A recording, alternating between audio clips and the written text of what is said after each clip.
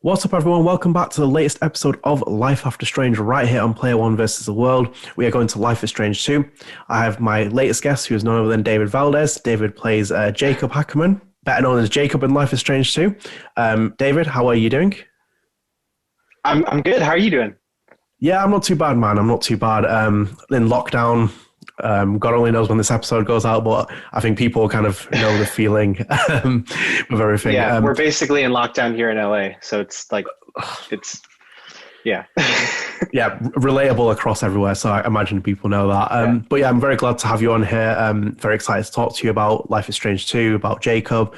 But before we jump into that as well, I want to know more about David Valdes because I think you've got a fascinating backstory about your life, where you're up to. So how did you get into acting? So I got into acting a long time ago. I was born in LA, and when I was young, I moved to Florida because some of my mom's side of the family is in Florida. And in second grade, they introduced like a theater thing in our class, and we were doing a play about the Boston Tea Party. And so they just had like a bunch of people audition, and I auditioned and I got to be in it, and that was what kind of like sparked me wanting to be in acting. And both my parents actually work in the movie industry. They're set painters in the art department. And so we ended up moving back to California when I was in like third or fourth grade. And the school that I was at, they had like a church attached to it. And every Christmas they would do a rendition of A Christmas Carol, or A Christmas Story. And so I auditioned for that. And there was this really sweet couple. Their name was Orson Bean and Allie Bean. And Orson Bean was like this very old actor. He used to like guest host for Johnny Carson and things like that. And Allie Bean was a soap opera actress. And so I was in the play, and I had, so much fun doing it. And I told the guy, I was like, I want to be a professional actor. Like, what should I do? And so he actually helped me. He paid for me to go to a summer conservatory, and I studied like 3 weeks at a theater conservatory about acting. And then from there, I went to like a showcase, and I got an agent and a manager, and I've been acting ever since. So that was, 15, 16 years in the making, and I've been doing it professionally for like 12 years now. So, yeah. That's amazing. Austin was your mentor, wasn't he, in this capacity to get into acting? He was, yeah. He's been a mentor for a while. Did he pass away? He did. About a year ago, he passed away in a very terrible accident. But he was like my first mentor in terms of like acting and things like that. And every time I was, on TV or did something, I'd always call him and be like, hey, come check it out. It's going to be here on this time. And he would always check it out and be like, you're doing amazing. So he was always a close person to me, and, very proud of me. And I was so honored to be able to, work with him and work under him. And yeah, he was awesome. No, I completely understand, and my condolences to you as well about that. Thank you. And I imagine he was very proud of where you got to your career as well. And I imagine your parents were quite proud as well. They must be really excited with how far you've gone in your career, and even like, Life is Strange 2, other acting roles you've done. They must be quite happy with how your career's panned out. Yeah, they've been, my number one fan since day one, always like so excited about everything I'm doing. And, back when I was really young, when I couldn't, drive myself to auditions, they were the ones always taking me and being on set with me. So they got to go through it. And so, yeah, my dad actually had like this cathartic experience where I filmed a little guest star spot on this show called Dr. Ken. It was and it was shot on Sony. And my dad used to work there, and, whenever they did shows, he would always have to like repaint the floors because it was always like really dirty. And he painted the floors of the set that I worked on like a few years before. And then he came with me, and he got to, hang out and be, he was, treated differently as a dad of an actor than just some random crew member. So it was cool for him to do that. But yeah, they're really awesome. Every single time I'm doing something, my mom's always like, can I post it on Facebook? And I'm like, sometimes I'm like, not yet, wait. But she's always like, so excited to share with the world what I've been up to, and same with my dad. So it's been great to have, huge supporters in my life throughout the whole process. No, that's really cool. And I imagine there'll be a couple of things I want to bring up about your acting career and the fact that you're in cinematography, but we'll come on to that in a little bit because Okay. I brought you on here because I know loads of people want to hear about, Life is Strange 2. It happened. Right. How did you end up getting involved with that? The audition? Did you specifically audition for Jacob as well? So what happened was I had never done a voiceover acting gig before that. I had done like, when I was younger, I got booked to do some like ADR for like a Christmas movie. It was just like a group of kids like singing and laughing and stuff. So that didn't really count as a voiceover gig in my opinion. And my manager actually just, found it online.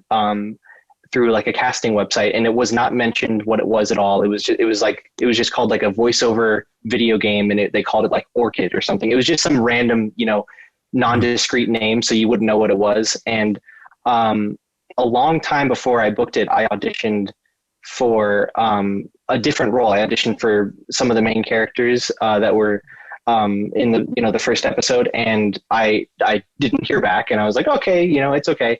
And then like it had to have been like 7-8 months after I auditioned again, reading the same script. And I was like, okay. So I didn't even know it was Jacob or anything.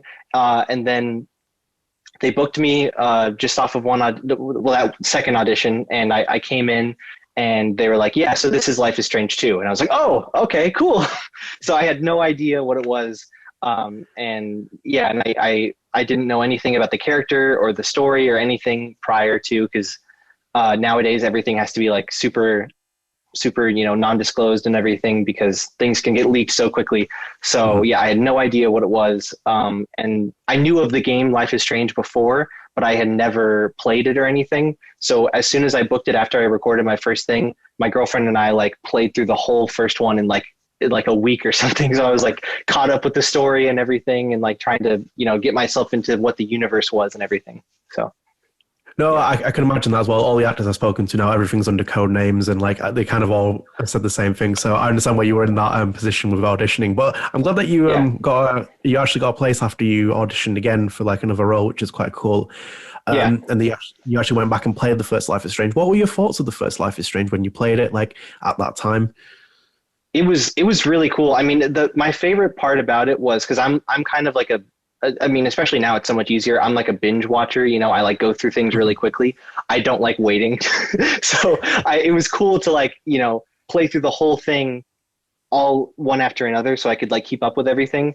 And, it's so cool to like how everything unfolds, especially like the last 2 episodes where there's all these like flashbacks and flash forwards and like nightmare sequences. And it was just so interesting. And I also liked it was cool in the first one, then they changed it in the second one where you could, play the game and play out a sequence and then reverse back in time and be like, maybe I don't want to do that before you go forward. So it was cool to like see all the possibilities. And I like that it's kind of like harder in the second one where like whatever decision you make, you have to stick with that one. There's no going back. So the first one it's so cool. And the storyline is just so diverse and how they tie in every character. And I genuinely had no idea how it was going to end. I thought that teacher was fine until, you learn who he really is. So yeah, it was really cool.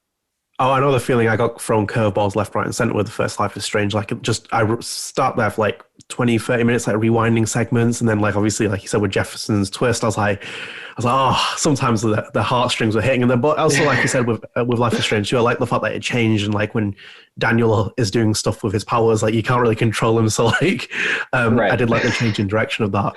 And you mentioned it as well during this, when you were auditioning. This is your first VO project, and then you get the chance to go and work with Philip Bache in the studio. What was your experience like with him? Yeah, I'm sure you've heard a lot of stories about him. He's awesome. He was really cool. The first time I did it, I got very minimal information about my character. He was like, you're this guy who works at this like marijuana plant, and you're just kind of like, you've accepted your life. It's just kind of what you have to deal with. He didn't mention anything about my backstory, where I came from or anything. He was just like, you're just this guy and you're just kind of like, just there, like going through the days because you have to. And I was like, okay.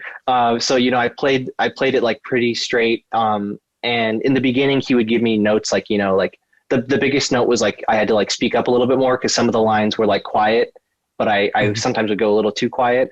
And then towards the end of recording, you know, after like 5-6 sessions, we the first few takes I would end up also being a little quiet because I just kind of had to warm up and stuff. And by then he wouldn't even have to say it. He would just look at me and I'm like, yeah, I know. So, but yeah, he's like so much fun, and he would make you laugh in between takes, and even gave me notes of how to do voiceover acting better, because there was a couple lines where I had to like basically like hyperventilate and kind of freak out. Mm-hmm. And he could tell that I was like getting lightheaded, and he was telling me like, instead of like doing all these breaths like in and like before and after kind of like staying in it, just like do it just for the line and stop. So that definitely helped me like not almost pass out while I was recording lines. So yeah. No, I'm really glad about your experience, and you're not wrong as well. Every voice actor that has been on this series has spoken nothing but praise about Philip Bache, and their experiences have been very different. So I'm glad that you had that experience and how he kind of like helped you bring the character out. And you mentioned it as well, you know, you did 5 or 6 studio sessions. Like, what was the longest day that you'd have in the studio booth? Do you remember? Like in one sitting? The first one was probably an hour, if that. It was it was really short. And every single time it was just kind of like, yeah, he was like, yeah, that's great. You might come back. We don't know. And I was like, okay. And then it was like, it like kept going. And then when it came to, when I found out I was going to be in the 4th episode, I think I recorded the whole 4th episode in one session. So that was probably 3 hours that I did that. It was either 1 3-hour session or 2 2-hour sessions, but they were both pretty long, especially because since I was like one of the main people in that one, there was a lot of like, you know, side conversations and different options. So those were definitely longer sessions. And I actually remember after one of them, Phil and I and one of the audio technicians, we were all done for the day. And so we actually ate at a restaurant that's like down the street from the studio. It's this Italian restaurant called Pinocchio's. I don't know if you're ever going to be in Burbank, but if you go, definitely check out Pinocchio's. It's this really cool like restaurant. It's like half a restaurant and half like an Italian market. So they have all this like imported stuff. And we were talking about, because we're both, you know, video game nerds. We were talking about like old video games we used to play and video games now. And he told me, he was like, you know, this is going to be, you're not going to expect like how big the fan base is for the show. Like a lot of people are into it. So he's like, you know, do every live stream you're asked to do every interview. Like the fans love it and you're going to love it. So take advantage of like how much people love this show and want to hear more from you. So. Oh no, I'm really glad to hear that. That's a really cool story that you got to spend time with him at the restaurant. He's gave very valuable advice, because as you can tell, 3 years after Life is Strange 2's release, I brought you on here, which is right. Yeah, people are still interested. So yeah. Yeah, he's not wrong about that. Those studio sessions, I imagine they were all on your own when you were in the booth. Yeah, I never met a single person that recorded Life is Strange 2, any other characters. It was just me. So. Okay. Yeah. Do you remember crossing paths with anyone before or after leaving the studio booth? There was one person. It was the very first session I did. He was like just finishing up, and I was early, so I came in. I don't even remember who it was, because I only heard him record like 2 lines. So it was someone. I think it was one of the guards at the marijuana plant, or some one-off character, and I can't remember who it was, but it was like a just cross paths. But after that, I never saw anyone else. Okay, right. I thought I'd ask. I always get interesting stories. Sometimes people meet some people don't meet anyone at all. Yeah. So I feel like on a previous episode, I had Amador on, who played Esteban Diaz, and he crossed paths with Gonzalo at one point. He plays Sean Diaz, but he didn't realize. He was just like a bit. He's like, I was just oblivious to everything and like missed out on him. So I thought I'd ask what your experience was like on that. Yeah, and it was my first session, so I was like nervous. I was like, you know, still going over the lines, because like you get them like sometimes hours before, because it's really like super you know, secret. And so I was like focusing on that, and like, you know, like, who do I talk to? Like, I have to make sure, because like every time I go on set, no matter like the first day is just always like so nerve-wracking, because you don't know anyone, and people like, you just assume people have been working together for so long, so you're like trying to fit in and get to, and so I was completely oblivious. I don't blame you. And your experience with this as well, you'd be working mainly with Philip in the booth, as I found with other actors. But at any point was Michel there, who was the co-director on Life is Strange 2? Do you remember ever meeting him or having any interaction? He was usually on like a Skype call. Yeah, he was. They were Skyping in from out of the country. I never Right, got yeah. to see them face to face. I just like heard their voice, and mostly it was like we would record lines, and then Phil would be like, "Do you like it?" And they were like, "Yeah, we can move on." And then that was about it. But a couple times they would, give me little like hints and things about my character to help propel a certain line. Because sometimes you get one sentence out of context, and it's hard to figure out like what I'm talking about. So they would, give me a couple hints or just things to help me along. So yeah, and I would hear, like that was great, thank you, and stuff like that. But it was never a face-to-face conversation. Yeah. Yeah, I thought so. They usually are called from France. So like, and I know Michel was there for a lot of it. So I kind of just wanted to say if you had any experience with him there, but obviously you did. And that's quite cool. And you've mentioned it before, like, you didn't know if Jacob was coming back, but at what point did you realize Jacob was coming back? Was this like a couple of weeks or months afterwards when they called you back? Yeah, we recorded the third episode, and that was probably 3 or 4 sessions. And then I didn't hear anything back for a while. Mhm. And the episode came out and I played it and I was like, oh, cool. And then they called me back and I was like, oh, okay. And I didn't really know what it was because I thought I might, just be in it a little bit or something. Mhm. And then I read the script and I saw how much I was actually in it. And yeah, it was all, nothing was told to me before. It was always like, a few days before I found out I was doing a session, and then a day or even less than a day before I would actually find out what I was recording. So everything was very secretive, and yeah, I was always in the dark about it. No, I can imagine. So I heard some of the stories where Philip would like tell, I think again, like with Amador when he was playing Esteban, he's like, you might come back, and he like winked at him on the way out. And he's like, Right. and Amador's like, am I coming back? Am I not coming back? So like, I kind of get what you mean, because they do it each episode by episode. So like, I know sometimes voice actors wait and then they might hear back, and sometimes they don't. But obviously I'm glad that you did. And we'll come on to Yeah. Jacob in a bit more in terms of episode 4. But before I start that, I did mention earlier about you being you were in cinematography. And then, also Jacob, we find out in the game, is a casual photographer. And while that might be a bit of a stretch of a comparison I'm making, what I'm trying to suggest is, did you find any similarities between you and Jacob when you were playing him? It was, if I were able to like find out who I was before and like really delve into the background, I probably would have like, found like all these things that I could connect to. But when I was just recording it, I knew nothing about my character. So I was just kind of like going through it and just, recording lines and not really getting to know who I was. But now that I've, played through the game and I've got to see like all the like, the notes I leave to people, like as they discover, like I left a note to the main two characters when they're, to Sean when they were living with their mom, and, stuff like that. It's like, it's fun to figure out after, and then, like connect the dots with me and like, oh yeah, I am more like this guy than I thought I was. But yeah, so definitely after the fact, I kind of pieced everything together. No, okay, right. I'm really cool to hear that. And I have to ask you as well. So based on the timeline, I imagine you saw Jacob for the first time when episode 3 came out. Yes. What were your first impressions of him when you saw what he looked like? I had no idea what I was going to look like. And I remember every single time a trailer came out, like as soon as it came out, I would like click on it and I wouldn't be able to hear my voice. So I didn't know who I was. So I was like, am I not one of these people? Am I like a different person who like you just kind of walk by, or like, and then I remember I finally got to the episode. I got through like the flashback of where they're, in Sean's room and stuff.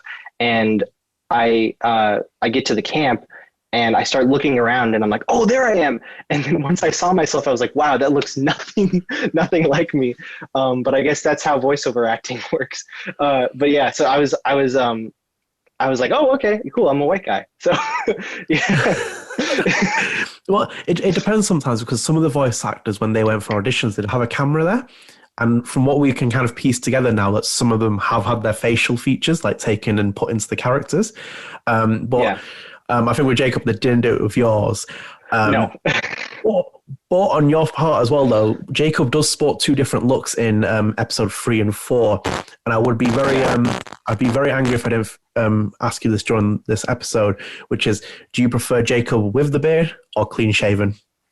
Well, before quarantine, I would say clean shaven, because I would like shave almost every single day. But ever since I've not had to, I'm digging the beard. I shaved today, but there's been times where I went like 2-3 months without shaving, and I was happy doing that. So I would definitely say with the beard, for right now, with the beard is how I would prefer Jacob.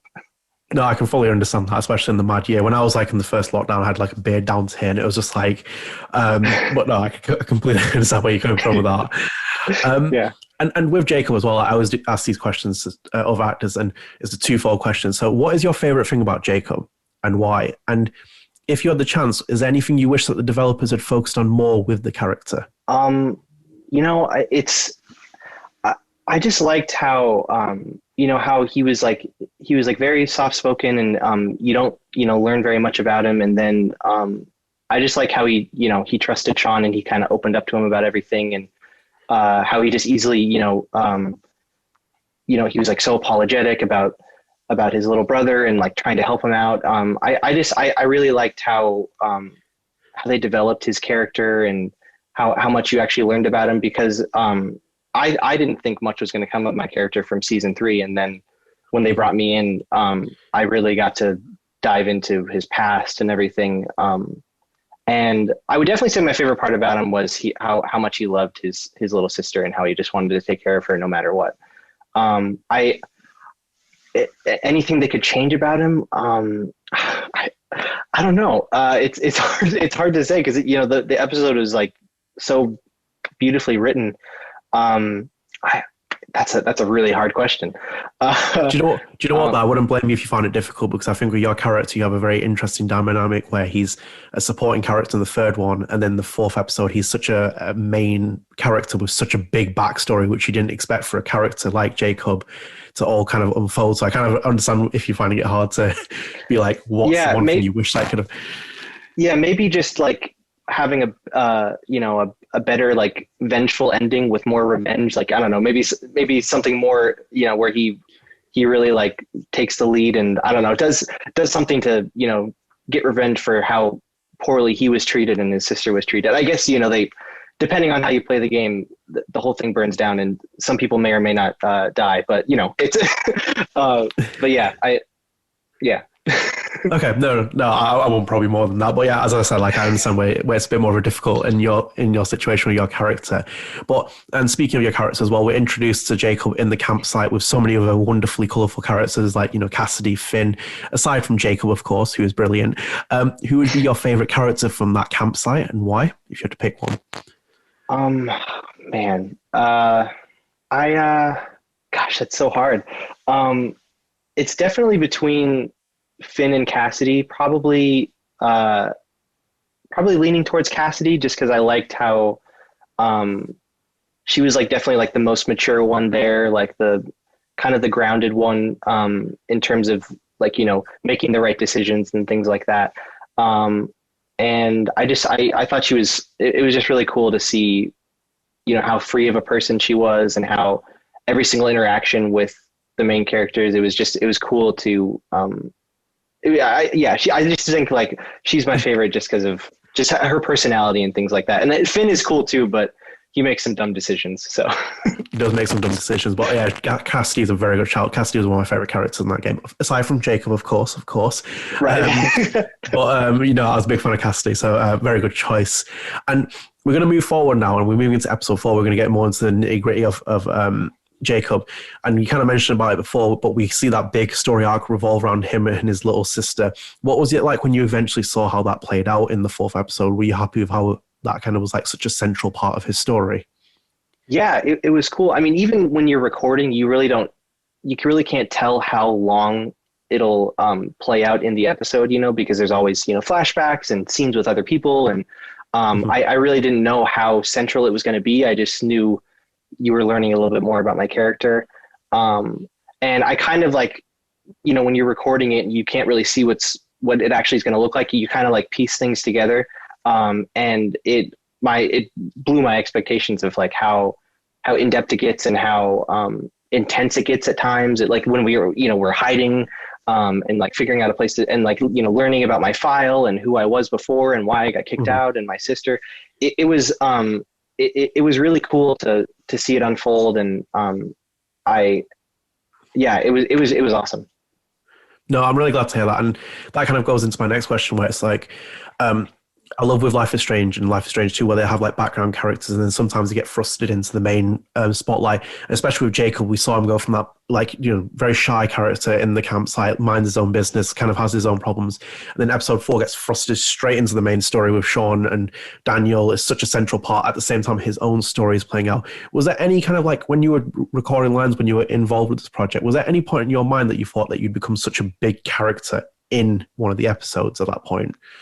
Never. I mean, especially with how little I learned, I just thought I was just some one-off guy that, you just kind of like, you have the option to talk to, but he's not really around. Like, he's not a reason to be in the story.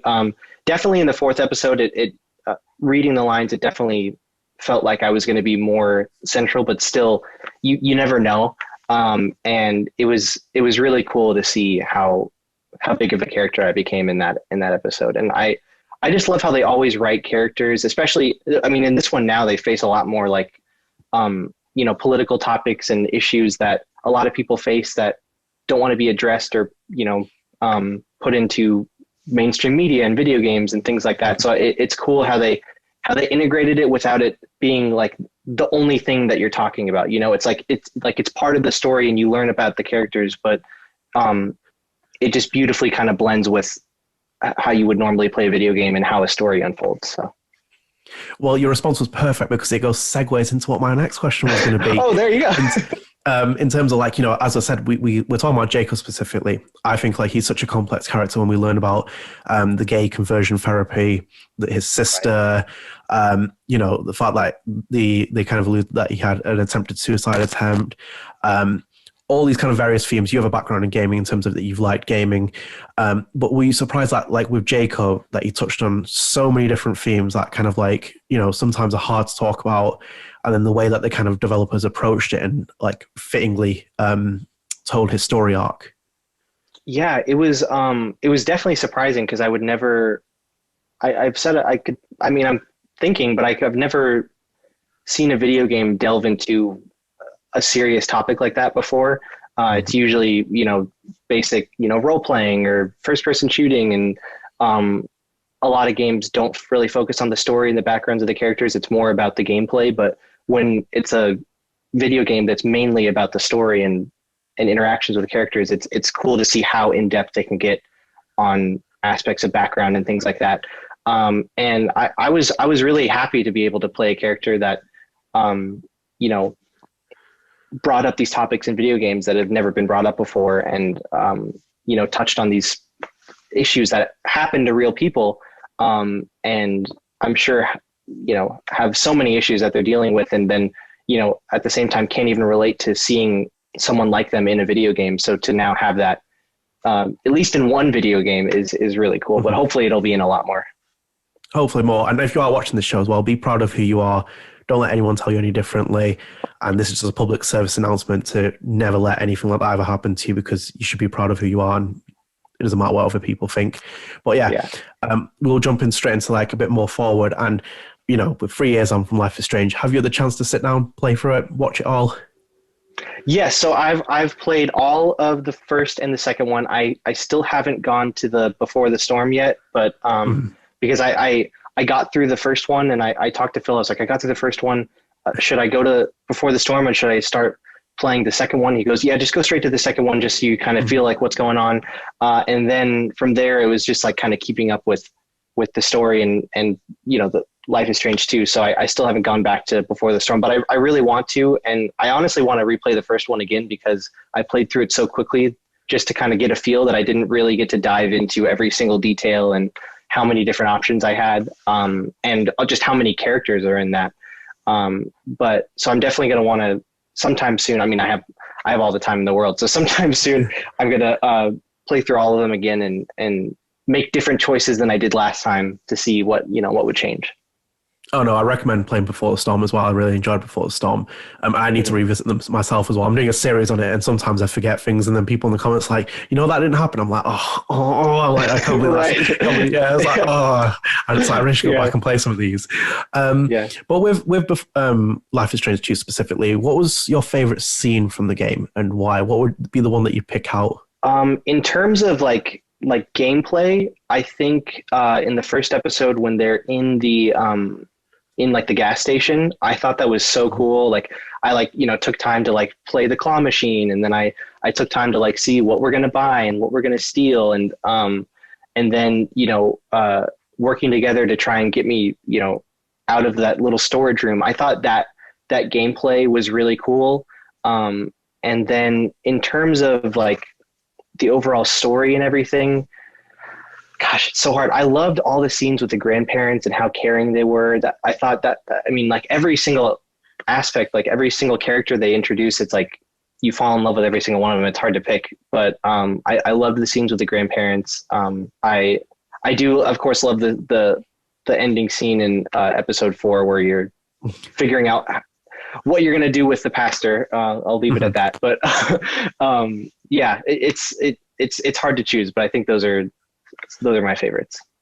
No, they're really good choices. And with Life is Strange 2 as well, before we move on from it, you've played through it, you've seen the story. And I know people are kind of like a bit torn on Life is Strange 2, but I really like the fact that they went with the Diaz brothers. Their story is quite interesting. The fact that they're trying to escape and, everything that happens before them, looking back and all, I feel like it's so relevant as well with all the stuff that they touched on in 2018 with the game. And like, you look at it now, what were your impressions of like the game when you saw it in terms of like the Diaz brothers, their relationship, Daniel's powers? Like, what was kind of like the feeling like when you sat down and saw all of this? Yeah, it was interesting because I was so used to the first Life is Strange where you were the one in control of the powers. You had the option to, do this or do that or go back and try something different. But in this one, it was cool where you're basically not in control. Like you're in control, but you're not in control. And you're always like tiptoeing around him to make sure he does the right thing. And I just loved watching their dynamic grow and how you can do certain things and then he doesn't trust you anymore, or then he trusts you a little bit more and you can kind of talk to him a little bit easier. But I definitely think it was an awesome switch to take away all the power and just kind of have to figure out how to take care of your little brother when he has this, thing that he sometimes can't even control. But yeah, just the way they, like I mentioned before, they just integrate these topics and these issues that usually aren't in video games and still add that, fictional aspect to it without it being just so blatantly, we're talking about this, I think they, beautifully mended that, and, how nothing felt out of place or purposely there just to talk about it. Like, when he like falls asleep in the car and, has that whole interaction with the white guys who are like beating him up. It's like everything makes sense while still talking about these issues. So it's just really cool how they integrated that, and the ending is really cool. I know there's like probably 4. I think there's 4 endings to the game. Yeah, it's like 4 or 5. There's quite a few. I know someone will pull this up in the comments, Watch, but I think it is like 4 or 5. Like no, it's 5. Yeah. So, So it was really cool. I got the ending where they both made it to Mexico and they have that. It was like they had like a mechanic garage or so. It was something like that. It's been a while, so it's a little gray, but that was the ending I got from the one time I played it. But yeah, it's just so. It's just I've loved video games like this. I've played other Butterfly Effect video games, and I like the aspect of where they release it a little bit at a time, like it's a show, and I'm sure they saw the reaction of what people liked, what they didn't like, and then they can change how the rest of it goes. And I think that's a really cool way to go about it, because there's been some that I've played where it all comes out at the same time and I'm like, that could have been better. But it's cool how it's like you make your own choices in the game, and then those choices actually affect how the story is written before it's even created, and how much of a collaborative effort it is, even though some people probably don't even realize it.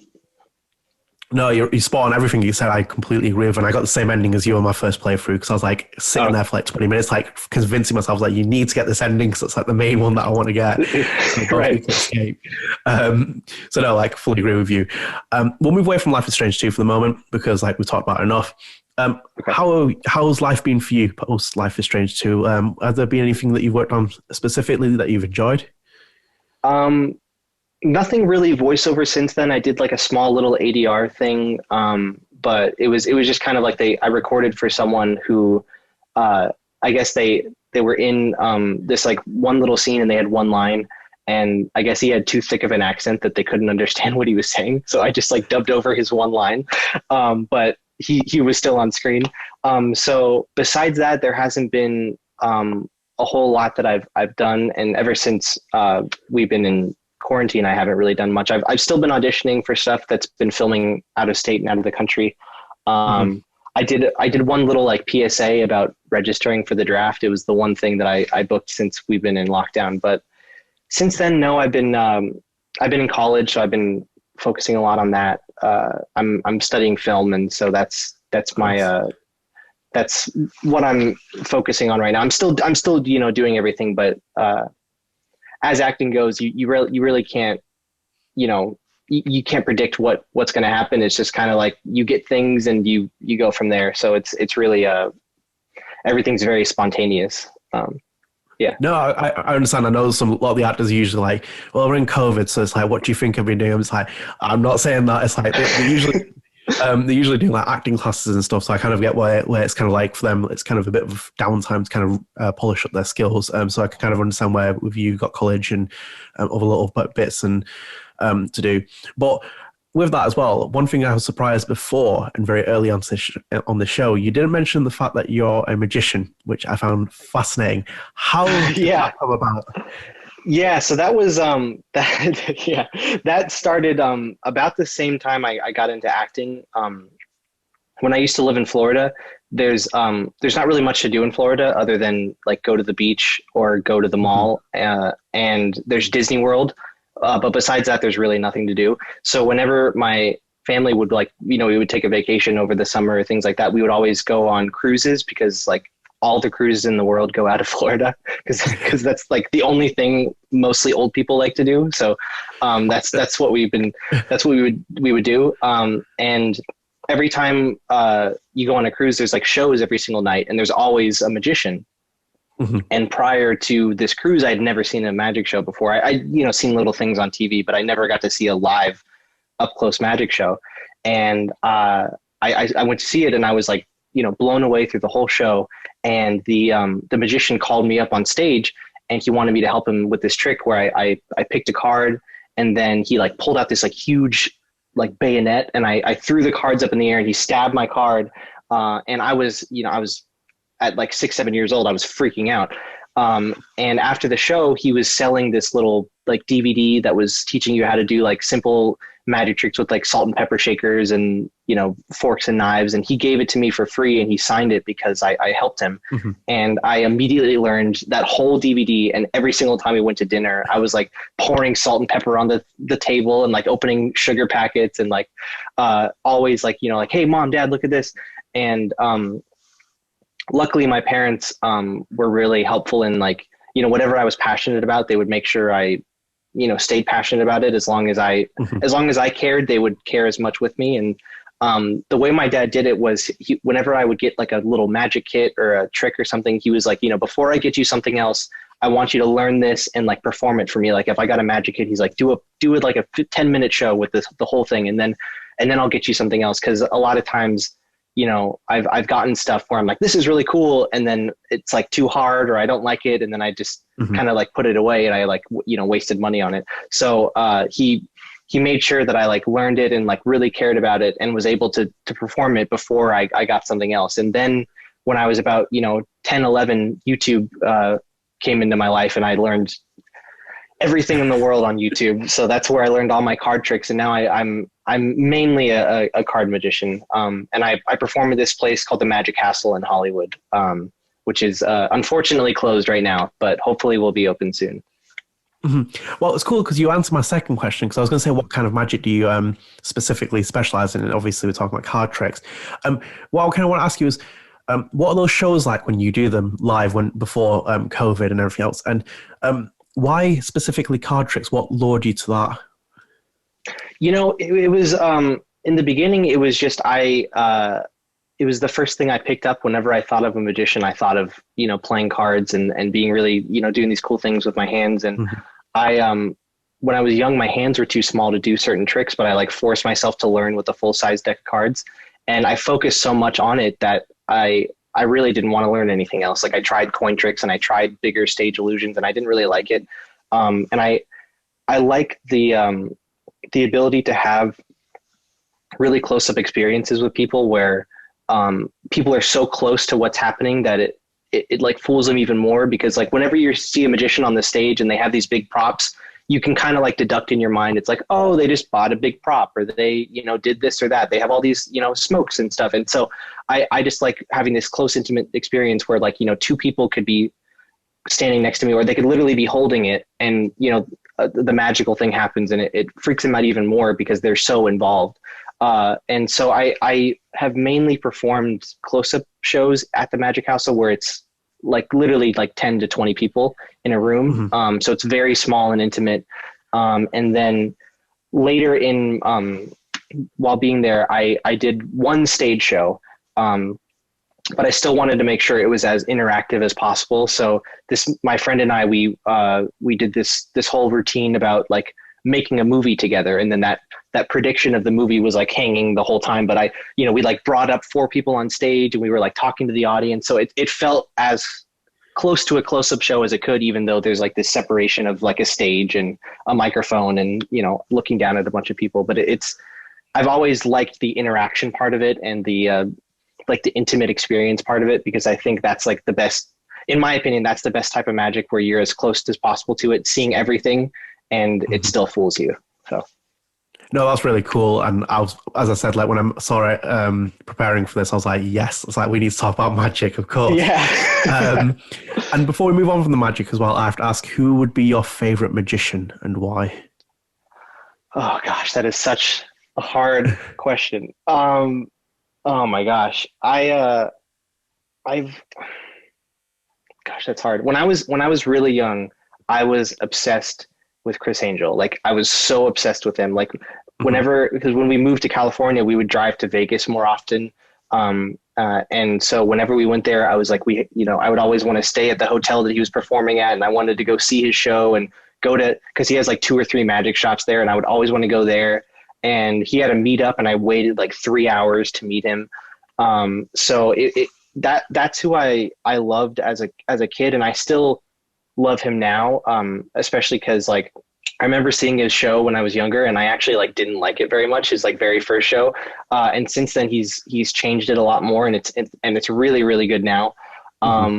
But he was definitely the person I like idolized as a kid. And then since then there's been magicians who you probably will have no idea who they are, but the way they perform and how they just how they perform is incredible. There's this French magician called Babel who he's performed at the Magic Castle. He doesn't speak English at all, so he like doesn't even talk in his show besides like a few words, and he like completely fools people every single time. And he like changes his show every single time depending on how people react. He's like, oh, okay, I'm going to go this way, I'm going to go that way, and he's incredible. And I sound like nerding out about something that no one knows who I'm talking about, but he's really, really good. But in terms of like magicians people know, I would say Penn and Teller are really awesome. If you ever have the chance to go see their show, if you're in Vegas, they're really the best. And they have this like show called Fool Us, where they bring magicians on and have them fool them. And I love how they've been able to bring unknown magicians and this whole community to mainstream media, and have people freak out and learn these people who were complete unknowns, and now everyone loves because they were on this show, and Penn and Teller gave them this platform to, whether they fool them or not, still show how great they are, and now have a huge fan base. No, some really good choices. Obviously, I don't know them. I will admit that, but I will definitely check them out because I've always been a big fan of like David Blaine's Street Magic when he used to be like with people and they freaked out and like, oh my God. I'm like, yeah, I kind of like, I always appreciate Yeah, that. he's a scary dude. I haven't met him personally, but I know a lot of people who have, and he's cool, but he just like doesn't, he seems like an alien. Like he's like literally an alien. Yeah, And there's things about him that no one knows. Like he had that effect where he like stuck an ice pick through his hand. No yeah. one still knows how to do it. It makes no sense to anyone. And he's weird, and he always is dancing this line of like really cool and like terrifying, and he does it so perfectly where it's like you're always concerned for him, but it's still really cool to see him like put himself in danger. So No, I know yeah. what he means. Like I said, like he's my favorite. And then I always like Darren Brown as well for like his illusion tricks, like how he sets things up because like they're just fascinating. Because it's like when he says like I think he was watching the one where he flips a coin and it lands on tails 10 times in a row.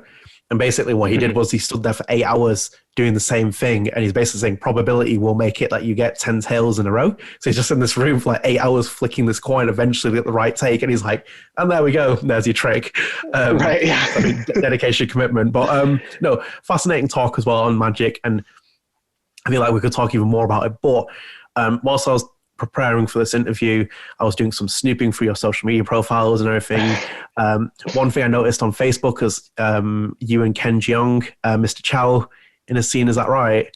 Yes. Yeah. And then I was. at that. Yeah. Sorry, before I let you continue. At that point, I was jealous, but then I got even more jealous when I went scrolled all the way through your Instagram profile down to the bottom and found a picture of you and Josh Peck. And obviously, when I was younger, Drake and Josh, Amanda show, I was like, wow. Yeah. What was your experience like as an actor working with them, established actors, at different points in your career as well? It's crazy watching them work, and like you like see instantly why people love them so much and why they're so funny is like they're never not funny. Like no matter what you're doing, they're just having so much fun. Where it's like you could just roll cameras on them without scripting anything and they would, make an amazing, hilarious show because they're just always making jokes. Yeah, Josh Peck, when I was like really, really young, I didn't even have, I had an agent, but they were only submitting me for commercials. And so I was using this casting website to go on like student films and things like that. And I got a small part in this student film that was part of James Franco's USC class. He taught a class about filmmaking. And so that was James Franco's class. And I didn't get to meet him, but yeah, I remember reading through the call sheet and I saw Josh Peck and I was like, that can't be the Josh Peck, right? And then I got to set and I saw him and I was like, oh my God, I'm freaking out. I don't want to be weird around him. And yeah, he was like, he played this robot in the film, and he was like an older robot, like trying to get like a new like heart or something. And he was like asking me for help, and I was just some like skater kid, and I was like, yeah, get away from me. Like it was like a very like 2 or 3 lines, but that was like a crazy day on set. And then working with Ken Jeong, that was a whole week because I guest starred on his he used to have a sitcom called Dr. Ken, which was about his life, about kind of about his life, because he's a doctor, and so the show was about him being a doctor and his family, and I was playing his daughter's boyfriend on the show, and that overall was probably my best experience ever on a set because we got to work the whole week, and we're working. I got to, drive onto a lot, and, I had my own dressing room in a soundstage, and then I got to record in front of a live studio audience, and that I got to invite all my friends. And it was, that was definitely like overall my best experience, but specifically working with him, especially since he was not only an actor in it, he was the creator of the show, he was writing it, he was producing it. So he was like constantly on set, whether or not he was in the scenes. And, we were always just like working off each other and like, like tweaking lines, because every day they would like change this joke or change this scene. And it was just so cool to like work with him. And it took a while, but by the end of the week, we had rehearsed the stuff so much that I stopped laughing every single time he was, saying a line, because we would have scenes where he like literally got like this close to my face, and he would like cut, and then he would like Eskimo kiss me. And I'm like, oh my God, like I like could not stop laughing the whole time. But it was it was an amazing experience, and I haven't been able to work with him yet, but hopefully sometime soon I will be able to, because he's a comedy genius and is just always funny no matter whenever you catch him. Like he could be having the worst day and he'll still make you laugh. So. No, fair play. Like when I saw those, I was like, as I said, like when I saw Mr. Chow, I was like, oh wow, I was like, that's amazing. But when I saw Josh Peck, I was like, God damn. And then Yeah, that was some like kid goals achieved that day. I was like, yeah.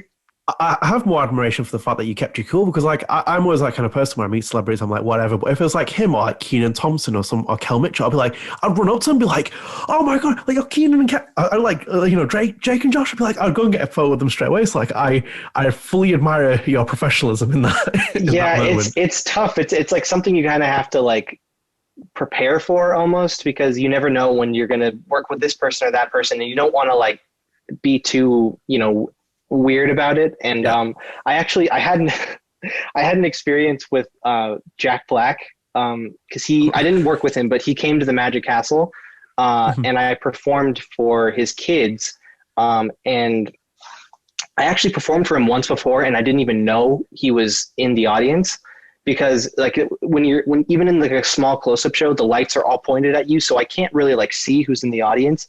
And my friends were in the same show, and I like performed, and I like went backstage, and my friends came back and they were like, Jack Black was in your audience. And I was like, what? And then by the time I like went to go try and talk to him, he like had gone into another show, and so I didn't get to catch him that day. But then he came back and I performed for his kids, and I actually got to talk to him. And I was like, like literally a few months before that was Halloween, and my girlfriend and I dressed up as Nacho Libre and Encarnacion from Nacho Libre. And I came up to him and I was like, thank you so much for watching my show. I don't want to seem like weird or like I'm freaking out, but I literally was you for Halloween a few months ago. And he was like, oh my gosh, that's awesome. And so like, we talked about Tenacious D and things like that. And I definitely he was talking to me and he was nice, and I was like kind of like hanging around with him. And I don't know if I like overstepped or anything. I probably like didn't, but I felt like I was like, I'm spending too much time with you. I don't want to like seem weird, but I've like loved him since I was a kid. And so I was glad I got to, talk to him and get a picture with him. And I'm sure he didn't think I was being weird, but I felt like, I was like, I must have been like a weird super fan talking to him, but yeah. I know what you mean. I've been like that before, but I imagine he was perfectly fine with it, and it's a really cool experience and really cool story as well. Yeah.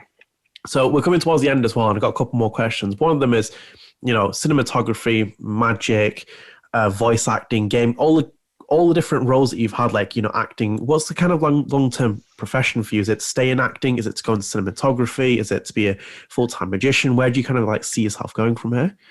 Yeah, I just want to, like, until the day I die, I want to work on a movie or be on a set. Like that's definitely like the end goal for me, because there's like, it's just something about being on a set that's so magical. Like having this, like being under pressure and like figuring out like, oh, we can't do this scene. We have to figure it out. And like, from like being on a cruise perspective. And then acting, of course, is like, in my opinion, the coolest job in the world. It's so much fun.